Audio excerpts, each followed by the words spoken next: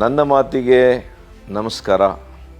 ರಾಜ್ಯದ ಸಮಸ್ತ ಜನತೆಗೆ, ನಿಮ್ಮಲ್ಲಿ ಅನೇಕರು ಕಾಂಗ್ರೆಸ್ಗೆ ಮತ ಹಾಕಿದ್ರಿ. ಈ ಸರ್ಕಾರ ಏನೋ ಒಂದು ಹೊಸದು ಕೊಡ್ಬೋದು ಅಂತ ಬಲವಾಗಿ ನಂಬ್ಕೊಂಡಿದ್ರಿ. ಜನರು ಈ ಸರ್ಕಾರದಿಂದ ಏನೋ ನಿರೀಕ್ಷೆ ಇಟ್ಕೊಂಡಿದ್ದಾರೆ ಅನ್ನೋದು ನನಗೂ ಗೊತ್ತಾಯಿತು. ಕಾಂಗ್ರೆಸ್ ಅಧಿಕಾರಕ್ಕೆ ಬಂದ ಕೂಡಲೇ ಏನೋ ಒಂದು ಹೊಸ ಯೋಜನೆ ಕೊಡ್ಬೋದು, ಏನಿವತ್ತು ಅಂಗೈಯಲ್ಲೇ ಒಂದು ರೀತಿಯಲ್ಲಿ ಸ್ವರ್ಗನ ತೋರಿಸಿದ್ರು. ಹಾಗಾಗಿ ಏನಾದರೂ ಒಂದು ಬಲವಾದಂಥ ಒಂದು ನಿಜವಾಗಿಯೂ ಕೂಡ ಜೀವನ ಸುಧಾರಣೆ ಆಗುವಂಥ ಕಾರ್ಯಕ್ರಮಗಳನ್ನು ಕಾಂಗ್ರೆಸ್ ಸರ್ಕಾರ ಕೊಡಬಹುದು ಅಂತ ಅನೇಕ ನಮ್ಮ ಏನು ಕೋಟ್ಯಾಂತರ ಕನ್ನಡಿಗರು ಯಾವ ರೀತಿ ಭಾವಿಸ್ಕೊಂಡಿದ್ರು ಅದನ್ನು ನಾನು ಕೂಡ ತಿಳ್ಕೊಂಡಿದ್ದೆ. ನಾನು ಇವತ್ತಿನ ನನ್ನ ಮಾತಿನಲ್ಲಿ ನನ್ನ ಗಮನ ಆರೋಗ್ಯ ಕ್ಷೇತ್ರದ ಕಡೆಗೆ ನಾನು ಇವತ್ತು ಇಟ್ಕೊಂಡಿದ್ದೆ.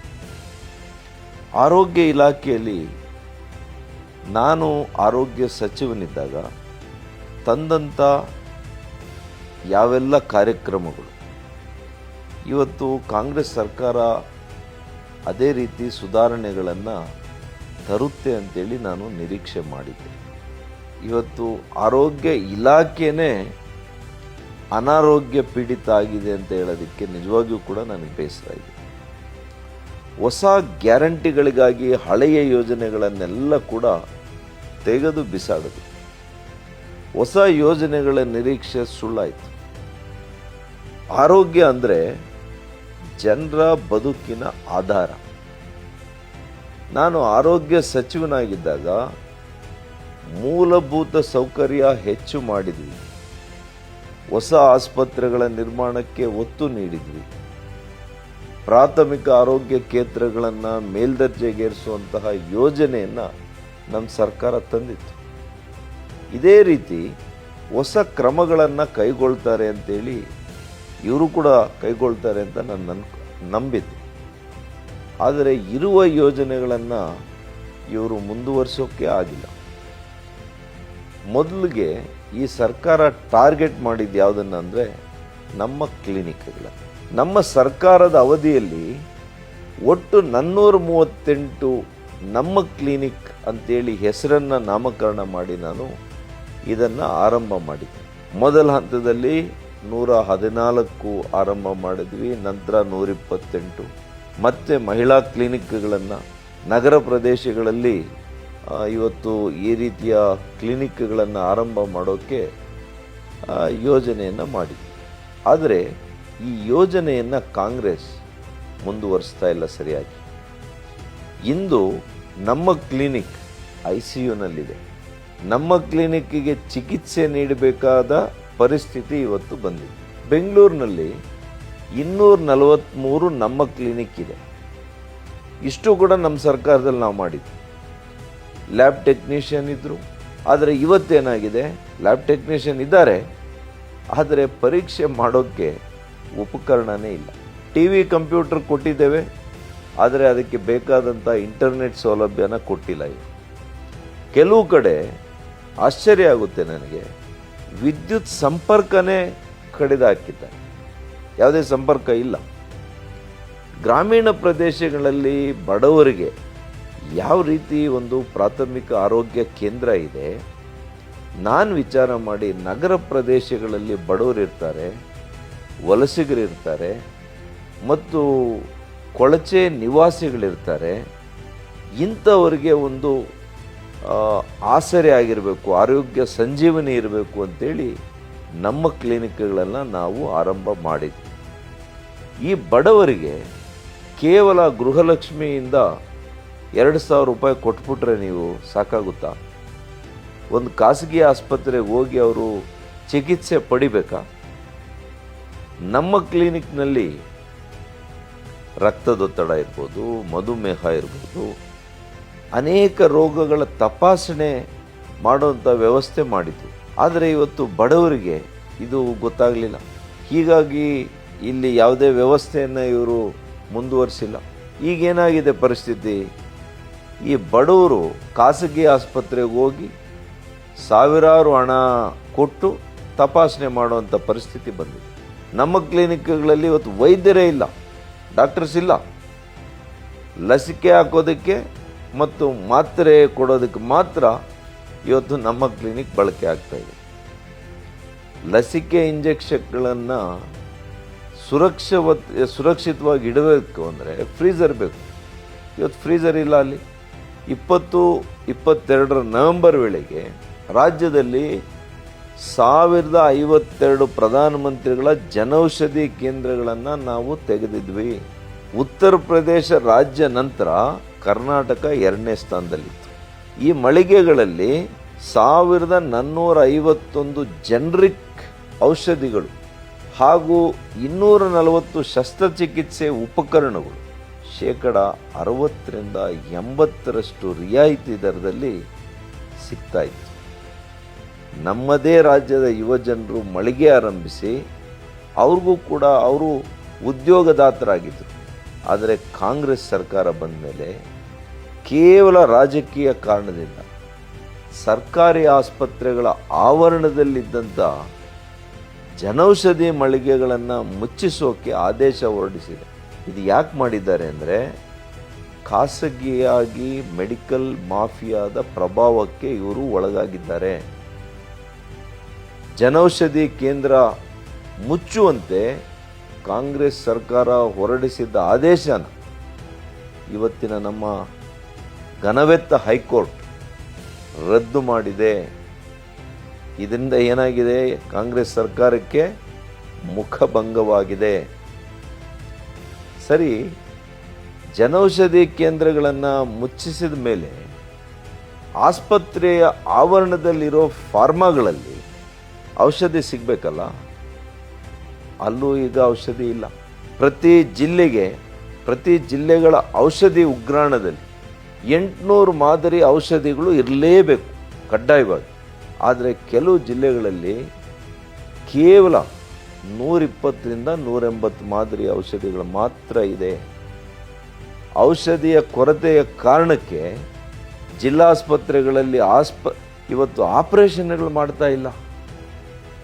ಮುಂದಿನ ವಾರ ಬನ್ನಿ, ಮುಂದಿನ ತಿಂಗಳು ಬನ್ನಿ ಅಂತ ರೋಗಿಗಳಿಗೆ ಹೇಳ್ತಾ ಇರುವಂಥದ್ದು ಸಾಮಾನ್ಯ ಆಗಿದೆ. ಇದು ನಾಚಿಕೆಗೇಡಿನ ಸಂಗತಿ ಅಲ್ವಾ? ಸರ್ಕಾರಿ ಆಸ್ಪತ್ರೆಗಳಲ್ಲಿ ವೈದ್ಯರು ಔಷಧಿಗೆ ಚೀಟಿ ಬರೆದು ಕೊಡ್ತಾ ಇದ್ದಾರೆ. ಅದನ್ನು ತಗೊಂಡು ರೋಗಿಗಳು ಹೊರಗಡೆ ಹೋಗಿ ಖಾಸಗಿ ಮೆಡಿಕಲ್ ಶಾಪ್ಗಳಲ್ಲಿ ಹೆಚ್ಚು ಹಣ ಕೊಟ್ಟು ಔಷಧಿ ತೆಗೆದುಕೊಳ್ಳುವಂಥ ಪರಿಸ್ಥಿತಿ ಬಂದಿದೆ. ಇಷ್ಟೆಲ್ಲ ಆದಮೇಲೆ ಕಾಂಗ್ರೆಸ್ ಸರ್ಕಾರ ಮೊರೆ ಹೋಗಿರೋದು ಕೇಂದ್ರ ಸರ್ಕಾರದ ಆಯುಷ್ಮಾನ್ ಭಾರತ್ ಯೋಜನೆಗೆ. ಈ ಯೋಜನೆ ಹಣದಲ್ಲಿ ಔಷಧಿಯನ್ನು ಖರೀದಿ ಮಾಡೋದಕ್ಕೆ ಪ್ರಯತ್ನ ನಡೀತಾ ಇದೆ. ಕರ್ನಾಟಕ ಸರ್ಕಾರ ವೈದ್ಯಾಧಿಕಾರಿಗಳ ಸಂಘದಿಂದ ಅನಿರ್ದಿಷ್ಟಾವಧಿ ಮುಷ್ಕರ ನಡೆಸೋದಕ್ಕೆ ಅವರು ತೀರ್ಮಾನ ಮಾಡಿಕೊಂಡಿದ್ದಾರೆ. ಈ ಸಂಘದವರು ಸರ್ಕಾರಕ್ಕೆ ಈ ಬಗ್ಗೆ ಇತ್ತೀಚೆಗೆ ನಾನು ನೋಡಿದೆ, ಪತ್ರ ಬರೆದಿದ್ದಾರೆ. ಈ ಪತ್ರದಲ್ಲಿ ಔಷಧಿ ಕುರಿತು ಇರುವ ಸಮಸ್ಯೆ ಬಗ್ಗೆ ಕೂಡ ಹೇಳ್ಕೊಂಡಿದ್ದಾರೆ. ಆಯುಷ್ಮಾನ್ ಭಾರತ್ ಆರೋಗ್ಯ ಕರ್ನಾಟಕ ಯೋಜನೆ ಹಣದಲ್ಲಿ ತಾತ್ಕಾಲಿಕವಾಗಿ ಔಷಧಿನ ಖರೀದಿ ಮಾಡಬಹುದು. ಆದರೆ ನಿರಂತರವಾಗಿ ಅದೇ ಹಣದಲ್ಲಿ ಔಷಧಿ ಖರೀದಿ ಮಾಡೋಕ್ಕಾಗಲ್ಲ. ಇದನ್ನು ಸಂಘದವರು ಈ ಪತ್ರದಲ್ಲಿ ಸ್ಪಷ್ಟವಾಗಿ ತಿಳಿಸಿದ್ದಾರೆ. ಔಷಧಿ ಸರಬರಾಜು ಆಗ್ತಾ ಇಲ್ಲ. ಇದರಿಂದ ವೈದ್ಯರು ಹಾಗೂ ರೋಗಿಗಳ ನಡುವೆ ಅವ್ರ ಮಧ್ಯೆ ಘರ್ಷಣೆ ಆಗ್ತಾ ಇದೆ, ಜಗಳ ಆಗ್ತಾ ಇದೆ, ರೋಗಿಗಳಿಗೆ ಚಿಕಿತ್ಸೆ ಕೊಡೋಕ್ಕೆ ಕಷ್ಟ ಆಗ್ತಾ ಇದೆ. ಇದನ್ನು ಕೂಡ ವೈದ್ಯರು ಅವರ ಕಷ್ಟಗಳನ್ನು ಪತ್ರದಲ್ಲಿ ಹೇಳ್ಕೊಂಡಿದ್ದಾರೆ.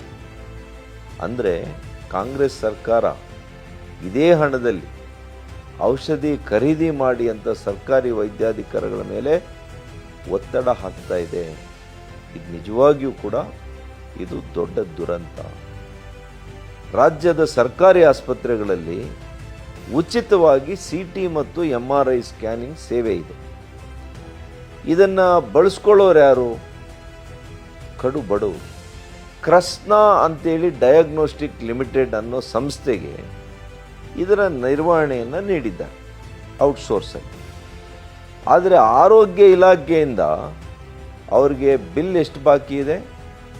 140 ಕೋಟಿ ರೂಪಾಯಿ ಬಾಕಿ ಇಟ್ಕೊಂಡಿದ್ದಾರೆ.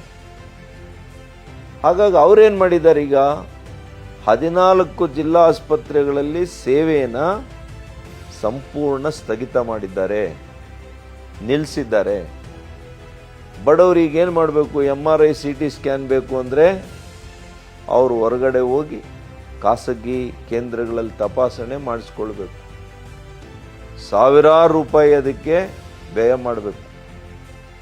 ಇದು ನಿಜಕ್ಕೂ ಕೂಡ ನಿಜವಾಗಿಯೂ ಶೋಚನೀಯ ಅಂತ ನಾನು ಹೇಳಬೇಕಾಗ್ತದೆ. ಬಂಧುಗಳೇ, ನಾನು ಸಚಿವನಾಗಿದ್ದಾಗ ಒಟ್ಟು 1763 ವೈದ್ಯರನ್ನು ಹಾಗೂ ಸಾಮಾನ್ಯ ಕರ್ತವ್ಯ ಅಧಿಕಾರಿಗಳನ್ನು ನೇಮಕ ಮಾಡಿದೆ. ಅದೊಂದು ಐತಿಹಾಸಿಕ ತೀರ್ಮಾನ ನೋಡಿ. ಅದರಲ್ಲಿ 715 ಜನ ತಜ್ಞರು, 75 ಜನ ಜನರಲ್ ಮೆಡಿಸಿನ್, 57 ವೈದ್ಯರು ಜನರಲ್ ಸರ್ಜನ್ಸ್, 145 ಗೈನಕಾಲಜಿಸ್ಟ್, 40 ENT, 35 ಚರ್ಮರೋಗ ತಜ್ಞರು, 142 ಜನ ಅರವಳಿಕೆ ತಜ್ಞರು, 153 ಮಕ್ಕಳ ತಜ್ಞರು, 17 ಜನ ರೇಡಿಯಾಲಜಿಸ್ಟ್. ಇದರ ಜೊತೆಗೆ MBBS ಮಾಡಿರ್ತಕ್ಕಂಥ 1048 ಸಾಮಾನ್ಯ ಕರ್ತವ್ಯ ವೈದ್ಯಾಧಿಕಾರಿಗಳನ್ನು ನೇಮಕ ಮಾಡಿದ್ವಿ. ರೆಕಾರ್ಡ್ ಟೈಮಲ್ಲಿ ನೇಮಕ ಮಾಡಿದ್ವಿ. ಎಂಥ ಪರಿಸ್ಥಿತಿ!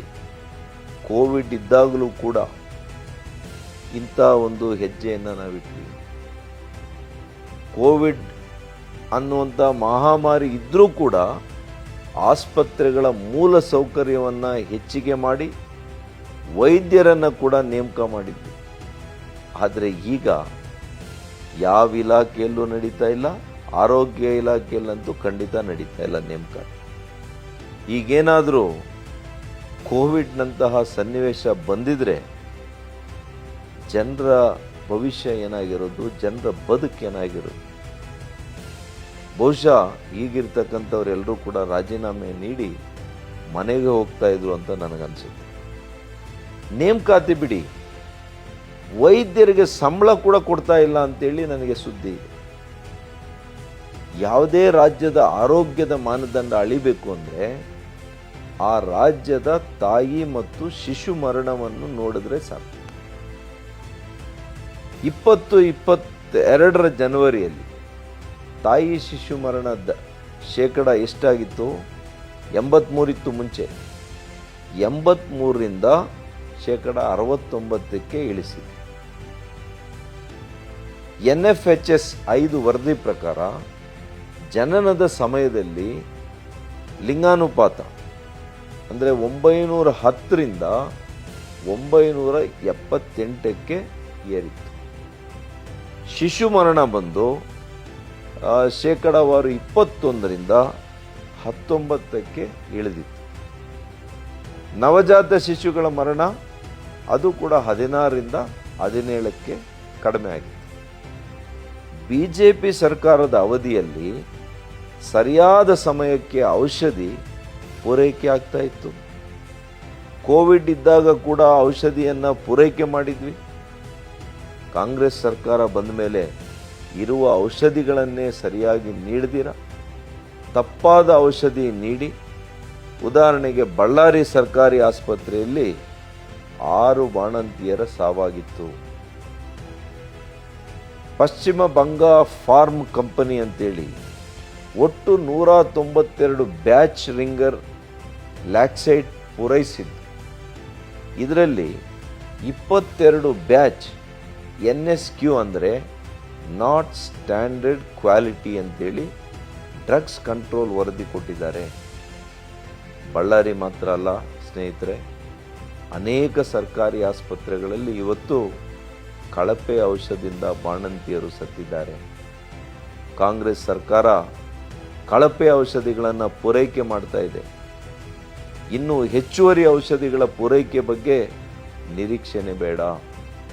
ಇಷ್ಟೇ ಅಲ್ಲ, ರಾಷ್ಟ್ರೀಯ ಆರೋಗ್ಯ ಅಭಿಯಾನದಡಿ ಗುತ್ತಿಗೆ ಆಧಾರದಲ್ಲಿ ಕೆಲಸ ಮಾಡ್ತಾ ಇರತಕ್ಕಂಥ 30,000 ನರ್ಸ್ಗಳಿಗೆ ಪಾಪ ಅವರಿಗೆ 3 ರಿಂದ 4 ತಿಂಗಳಿಂದ ಸಂಬಳನೇ ಕೊಟ್ಟಿಲ್ಲ. ಇದರ ನಡುವೆ ನಿಮಗೆ ಪರೀಕ್ಷೆ ಮಾಡಿ ಮತ್ತೆ ಮರುನೇಮಕ ಮಾಡ್ತೀವಿ ಅಂತ ಹೇಳ್ತಾ ಇದ್ದಾರೆ. ಇದರಿಂದ ನರ್ಸ್ಗಳಿಗೆ ಕೆಲಸ ಕಳೆದುಕೊಳ್ಳುವಂಥ ಅವರಿಗೆ ಭಯಭೀತವಾದಂಥ ಒಂದು ವಾತಾವರಣ, ಆತಂಕ ಕವಿದೆ. ಹೆಣ್ಣು ಭ್ರೂಣ ಹತ್ಯೆಗಳ ಪ್ರಕರಣ ಮಂಡ್ಯದಲ್ಲಿ ಕಂಡುಬಂದಿದೆ. ಬಳಿಕ ಎಲ್ಲ ಕಡೆ ಇದರ ಜಾಲ ವಿಸ್ತರಣೆ ಆಗಿದೆ ಅಂತ ಗೊತ್ತಾಗಿದೆ. ಇದರಲ್ಲಿ ಆರೋಗ್ಯ ಇಲಾಖೆಯ ತಪ್ಪು ಖಂಡಿತ ಇದೆ. ಇಂತಹ ಕೆಲಸ ಮಾಡುವಂತಹ ವೈದ್ಯಾಧಿಕಾರಿಗಳಿರ್ಬೋದು, ಬೇರೆ ಆರೋಗ್ಯ ಅಧಿಕಾರಿಗಳು ಯಾರಂತ ಪತ್ತೆ ಮಾಡಬೇಕಾಗಿರೋದು ಆರೋಗ್ಯ ಇಲಾಖೆಯ ಕರ್ತವ್ಯ. ಹೊಸ ಆಸ್ಪತ್ರೆ ನಿರ್ಮಾಣವಾದ ಯಾವುದೇ ಯೋಜನೆ ಈವರೆಗೆ ಜಾರಿಯಾಗಲಿಲ್ಲ. ಮುಂದೆ ಎಷ್ಟು ತಾಯಿ ಮತ್ತು ಮಕ್ಕಳ ಆಸ್ಪತ್ರೆ ನಿರ್ಮಾಣ ಆಗಲಿದೆ, ಎಷ್ಟು ಪ್ರಾಥಮಿಕ ಆರೋಗ್ಯ ಕೇಂದ್ರ ಬರುತ್ತೆ, ಹೀಗೆ ಯಾವುದೇ ದೂರದೃಷ್ಟಿ ಇಲ್ಲ. ಹೀಗೆ ಜನರಿಗೆ ಉತ್ತಮ ಆರೋಗ್ಯ ಸೌಲಭ್ಯ ನೀಡಬೇಕಾಗಿರ್ತಕ್ಕಂಥ ಸರ್ಕಾರ ಇಂದು ನಿದ್ದೆ ಮಾಡಿಕೊಂಡು ಕಾಲಹರಣ ಮಾಡ್ತಾ ಇದೆ. ಇದರಿಂದಾಗಿ ಜನರ ಜೀವ ಹರಣ ಆಗ್ತಾ ಇದೆ ಅಂತೇಳಿ ನನ್ನ ಅಭಿಪ್ರಾಯ. ಆದ್ದರಿಂದ ಕಾಂಗ್ರೆಸ್ ಸರ್ಕಾರ ಆರೋಗ್ಯ ಇಲಾಖೆಯ ಕಡೆಗೆ ಸಂಪೂರ್ಣ ಗಮನ ಕೊಡಬೇಕು ಅಂತೇಳಿ ನನ್ನ ಒತ್ತಾಯ. ಹೆಚ್ಚು ಅನುದಾನ ಕೊಟ್ಟು ಜನರ ಜೀವ ಕಾಪಾಡಲಿ. ನಾನು ಹೇಳಿದ ಇಷ್ಟೂ ಸಮಸ್ಯೆಗಳನ್ನು ಬಗೆಹರಿಸುವ ಕಡೆಗೆ ಸರ್ಕಾರ ಒತ್ತು ನೀಡಲಿ ಅಂತೇಳಿ ನಾನು ಆಗ್ರಹಿಸ್ತಾ ನನ್ನ ಇವತ್ತಿನ ನನ್ನ ಮಾತು ಕಾರ್ಯಕ್ರಮವನ್ನು ಇಲ್ಲಿಗೆ ಮುಗಿಸ್ತೇನೆ. ನಮಸ್ಕಾರ.